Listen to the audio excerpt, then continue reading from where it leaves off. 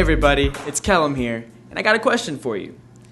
Have you ever traveled somewhere and needed a passport? When you enter a foreign country, you get a stamp on your passport at the customs office before you can enter. My friend Jorge noticed that on his way back into the US, his passport was scanned with a blacklight. The stamp he got from his trip glowed under the blacklight. Jorge asks, what caused the ink from the stamp to glow? And why did his passport get passed under a light? Well, Jorge, the glow you saw coming from your passport is called fluorescence. Fluorescence is kind of like what Bohr observed when he first came up with his model of the atom. You remember Bohr. He said electrons can absorb only certain energies of light. When light is absorbed, the electrons become excited and jump to higher energy levels. The electron returns to its normal ground state and eventually releases light. That's what caused the glow.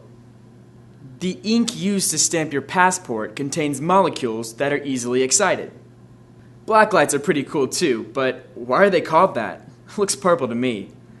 So, black lights emit light from the ultraviolet part of the electromagnetic spectrum. Hold on, electro what? That's a really big word. Let's dig a little deeper. This is the electromagnetic spectrum. It is a range of energy that exists as photons or waves. These waves spread across a spectrum from very short gamma rays to X-rays, ultraviolet rays, visible light waves, infrared, microwaves, to the longest waves, radio waves. We are bombarded by waves at this very moment. Most of these waves we can't see, touch, or feel. Real quick, let's review some wave stuff. Electromagnetic, or EM waves, have crests and troughs. Like ocean waves, the distance between crests is the wavelength. Some EM waves are very long and measured in meters, while others are tiny and measured in billionths of a meter. The number of crests that pass a given point in 1 second is the frequency of the wave. Long waves, such as radio waves, have a low frequency and are low in energy. Shorter waves, like gamma waves, are high in energy and have higher frequencies. High energy waves, such as X-rays, can be hazardous to your health.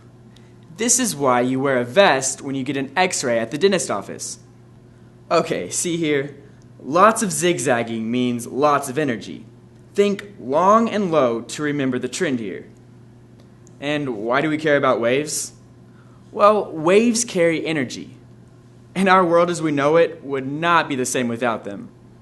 Yet humans can only see a tiny fraction of the EM spectrum. We can see what's called visible light. This little sliver here is what we can detect with our own eyes. What about that black light? I remember learning Roy G. Biv in middle school, and I don't remember black being on the visible light spectrum. So what's the deal? Well, black light is ultraviolet light. Humans can't see ultraviolet light. UV light is here next to violet. A small amount of violet light is added to a black light bulb so we can see it. That's why it looks purple. Okay, Jorge, so you get the whole passport glowing thing, right? The UV light caused the electrons in the die of the passport stamp to reach an excited state. Afterward, the excited electrons returned to the ground state and gave off a light, causing the glow. How much energy do waves have? Easy. It can be calculated using this simple formula here. E equals hc over lambda. These equations can be used to solve frequency, energy, and wavelength. These can be found in the chemistry reference materials. H stands for Planck's constant in units of joule seconds. This can also be found on the chemistry reference materials. C is the speed of light in meters per second, and lambda is the wavelength in meters. Alright, let's do some examples. Ultraviolet light has a frequency of 6.8 times 10 to the 15th hertz. Calculate the energy in joules of the photon. We know that H is a constant and the frequency is given, so solve for E. First, Plug Planck's constant, 6.63 times 10 to the negative 34th in for h.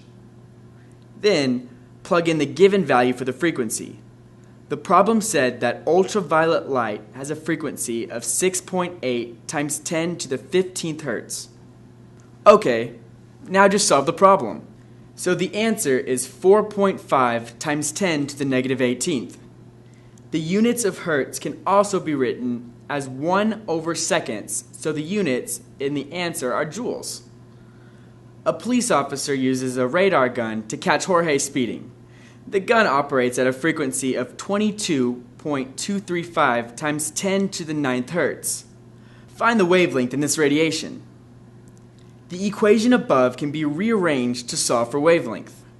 First, plug the constant for speed of light in for c.